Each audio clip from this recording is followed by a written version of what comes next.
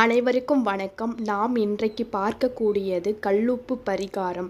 நினைத்தது எல்லாம் நடத்தி தரும் கல்லுப்பு பரிகாரம் பற்றி தான் பார்க்க போகிறோம். கல்லு உப்பு நம்மளுடைய அன்றாட வாழ்க்கையில் மிகவும் முக்கியமான ஒன்றுங்க.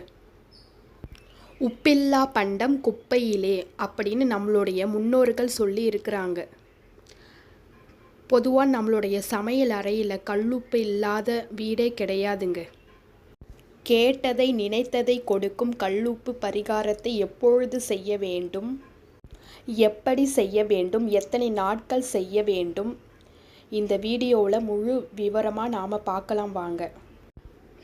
பொதுவாகவே நாம் கல்லுப்பை சமையல் அறையில் மட்டும்தான் பயன்படுத்துகிறோமா? அப்படி இல்லைங்க. ஆன்மீகத்திலும் மிகப்பெரிய சக்தி கொண்டதுங்க கல்லுப்பு. இந்த கல்லுப்பு பரிகாரம் மிகவும் பயனுள்ள சக்தி வாய்ந்த ஒரு பரிகாரம்ங்க. கல் உப்பானது எதிர்மறை ஆற்றலை வெளியேற்றும் தன்மை கொண்டதுங்க. இந்த கல்லுப்பு பரிகாரத்தை பல்லாயிரம் ஆண்டுகளுக்கு முன்னரே நம்மளுடைய முன்னோர்கள் பயன்படுத்தி வந்ததாக ஜோதிடர்கள் சொல்கிறார்கள். இந்த கல்லுப்பை சிறிது நேரம் நம்மளுடைய கையில் வச்சு பாருங்க, ஒரு நேர்மறை ஆற்றல் ஒன்று உருவாவது நம்மளால் உணர முடியுங்க. இதை ட்ரை பண்ணி பாருங்க. இந்த கல்லுப்பு பரிகாரம் நாம் நினைத்தது எல்லாம் நடத்தி தரக்கூடியதுங்க. நம்மளுடைய பிரச்சனைகள் எல்லாம் சரி செய்து தரக்கூடியதுங்க. பொதுவாகவே நாம் கல்லுப்பை மட்டும் எப்பொழுதும் கடன் மட்டும் வாங்கவே மாட்டோங்க. ஏனால் உப்பு கொடுக்கும் நபரிடம் இருக்கும் எதிர்மறை ஆற்றல் அவர்களுக்கும் வந்துவிடும் என்று உப்பு வாங்குவது இல்லை. ஓகேங்க, இப்போ நாம் கல்லுப்பை பற்றி பார்த்துட்டோம். இந்த பரிகாரத்தை நாம் எப்போ செய்யலான்றதை பார்க்கலாம். அதிகாலை பிரம்ம முகூர்த்த நேரத்தில் எழுந்து குளித்துவிட்டு 2 கைகளிலும் கல்லுப்பை வைத்து கிழக்கு முகமாக உட்கார்ந்து கொள்ள வேண்டும். இந்த கல்லுப்பு பரிகாரத்தை எந்த நேரத்தில் செய்யலான்றதை சொல்லிட்டேன்.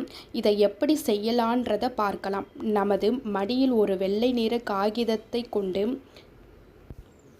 நம்மளுடைய கைகளை தொடைகளில் வைத்து உள்ளங்கைகள் மேல் நோக்கி இருக்குமாறு மூடிக்கொள்ள வேண்டும்.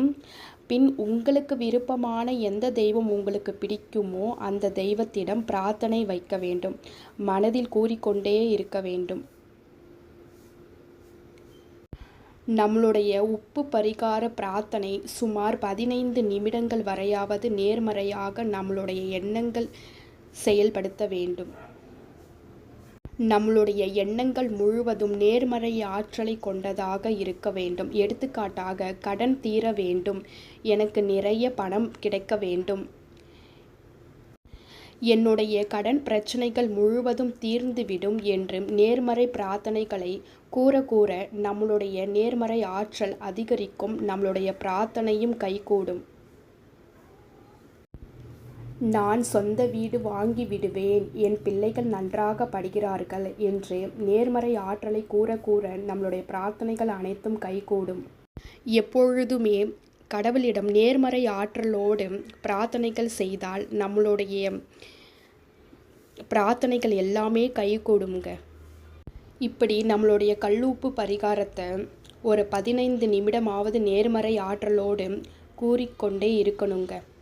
இந்த கல்லுப்பு பரிகாரத்தை செய்து முடித்ததுக்கு பிறகு கல்லுப்பை ஒரு பேப்பரில் போட்டு மடித்து எங்கே நீரோடை உள்ளதோ அங்கே எடுத்துகிட்டு போயிட்டு நீரில் கலந்து விடணுங்க. அப்படி நீரோட்டம் இல்லாத இடத்துல இருக்கிறவங்க நம்மளுடைய வீட்டில் உள்ள பாத்ரூம், வாஷ் பேஷன் அதிலெல்லாம் கலந்து விடுங்க. இந்த கல்லுப்பு பரிகாரத்தை நாம் எத்தனை நாட்கள் செய்யலான்னு பார்க்கலாம். இப்படி தொடர்ந்து 21 நாட்கள் செய்து வர உங்கள் வாழ்வில் நல்ல முன்னேற்றம் காணப்படுங்க.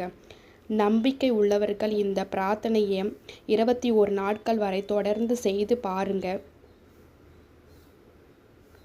இந்த கல்லுப்பு பரிகாரத்தை 21 நாட்கள் செய்து பாருங்க. உங்களுடைய எண்ணங்கள் நேர்மறையாகவும் உங்களுடைய பிரார்த்தனைகள் எல்லாம் கைகூடுங்க. இப்படி கடவுளை ஒரு சிறந்த வழியில் நாம் பிரார்த்தனை செய்து வந்தால் கடவுள் கண்டிப்பாக நம்மளுடைய பிரார்த்தனைகளை ஏற்றுக்கொள்வார்கள். நேர்மறை ஆற்றல் எப்பொழுதுமே நம் வாழ்க்கையில் வெற்றியை கொண்டு தருங்க. இந்த 21 நாள் கல்லுப்பு பரிகாரத்தை செய்து பாருங்கள். நம்மளுடைய வாழ்க்கையில் நல்ல ஒரு மாற்றத்தை காணலாமுங்க. இந்த வீடியோ பிடிச்சிருந்தால் லைக் பண்ணுங்கள், ஷேர் பண்ணுங்கள், சப்ஸ்கிரைப் பண்ணுங்கள். Thank you friends.